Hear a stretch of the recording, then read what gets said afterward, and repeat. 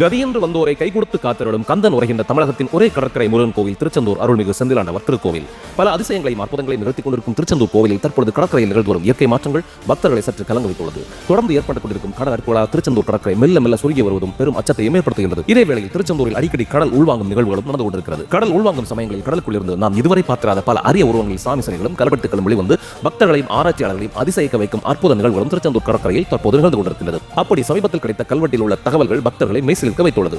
அந்த கல்வெட்டில் பொறிக்கப்பட்டுள்ள வாசகங்கள் என்னவென்றால், சத்திய தீர்த்தம் இதன் பலன் துன்பம் முழுவதையும் நீக்குதற்கு அரிய ஊழ்வினையை அறவே தொலைத்து வேத சாஸ்திராதி கல்விகளையும் தந்து சண்முக கடவுளுடைய பாதார விந்த அருட்செல்வத்தையும் கொடுக்கும் என்று சமகாலத்து எளிய தமிழில் தட்டச்சு செய்தது போல் மிக அழகுற பொறிக்கப்பட்டுள்ளது. இதை பார்த்த பக்தர்கள் திருச்செந்தூர் கடலில் நீராடி சண்முக கடவுளின் பாதார விந்தங்களில் சரணடைந்தால் தங்களுடைய ஊழ்வினைகள் நீங்கப்பட்டு துன்பங்களிலிருந்து விடுபட்டு இந்தமான வாழ்வை கருணை கடலான அந்த கந்தனே அருள்வான் என்ற நம்பிக்கையை பக்தர்கள் உணர்வே இந்த கல்வெட்டை வெளிக்கொண்டு வந்து அந்த திருச்செந்தூர் முருகனை நிகழ்த்திய திருவிளையாடல் தான் என எண்ணி மெய்சிலிர்த்து போயுள்ளனர்.